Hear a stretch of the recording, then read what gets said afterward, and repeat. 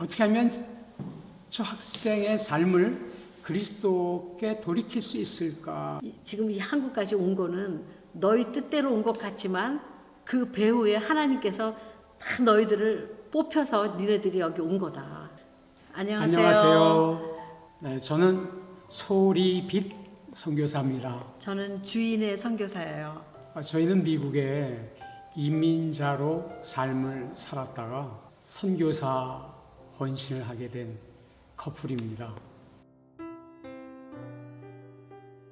왜 이분들이 한국에 와서 자유를 누리고 참 너무 좋아할 것 같은데 자살률이 왜 이렇게 높을까? 이런 것들이 의문이 되고 저들을 내가 만나서 알아보고 위로해야 되겠다.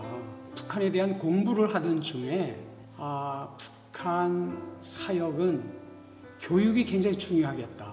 한국 본부에서 저희를 이 하늘고등학교 교장선생님 한번 인터뷰를 가보시라고 이 하늘고등학교는 애들 교육 또 한영어를 너무나 귀하게 생각하시는 거 제 마음에 교장선생님 마음에 대화하고 있는 가운데 하나님께서 저한테 이 학교와 같이 사역을 해라 그런 마음을 주셨어요. 그것이 2016년 2월 달에 이렇게 처음 만나 뵙게 되고 3월 달부터 지금 금강동 거기 기숙사에서 은혜의 집이라는 그런 이름으로 사역을 시작하게 됐습니다. 이들은 학교에서는 하나님 이야기를 듣고 예수 그리스도 안에서 울타리 안에서 생활을 하지만 만일 그 애들이 기숙사가 아닌 이렇게 방치되었을 때 이 애들은 아마 어둠 속에서 한국의 그 발달된 여러 가지 그 문화, 악한 문화 속에 자연스럽게 물들 수뿐이 없는데 기숙사는 그것을 막아주는 울타리의 역할을 한다라고 생각을 합니다.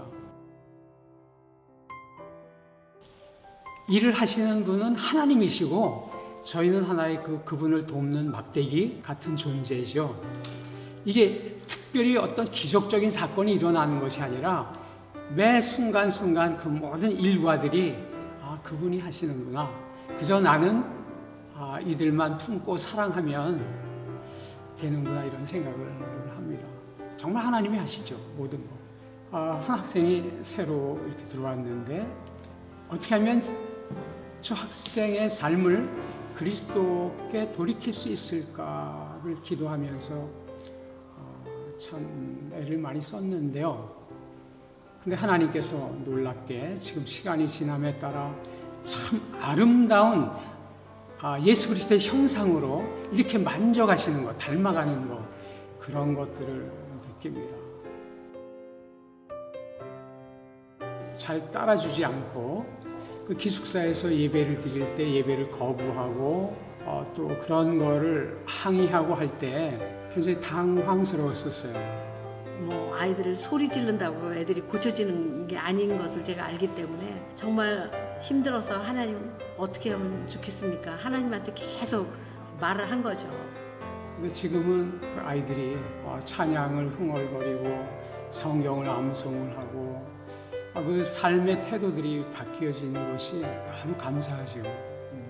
근데 그것이 제가 열심히 해서 된 것이 아니라 하늘급 학교 교사 선생님들이 어떻게 하면 예수 그리스도를 전할 수 있을까를 열심히 연구하시고 아이들에게 그 복음을 짧은 시간이지만 기회를 만들어서 전하시고 이런 것들이 다 합쳐져서 아이들이 놀랍게 이렇게 변화가 되고 있다는 생각이 듭니다. 그래서 하나님께서 합하여 선을 이룬다라는 그 말씀이 이 하늘고등학교에서 잘 이루어지는 것 같습니다. 이 사역이 단기적으로 내 눈앞에서 탁탁 뭐가 변할 것이고 열매가 있을 것이다. 그건 기대하지 않았어요.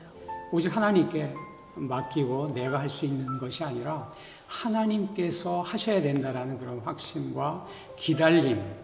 우리가 씨앗을 뿌리는 거기 때문에 뿌렸다라고 생각하고 이 아이들이 언젠가는 이제 대학교 생활을 한다든가 사회생활을 할 때 어느 순간에 그게 딱 떠오르고 그 아이가 변화될 것을 저희들은 믿습니다. 네.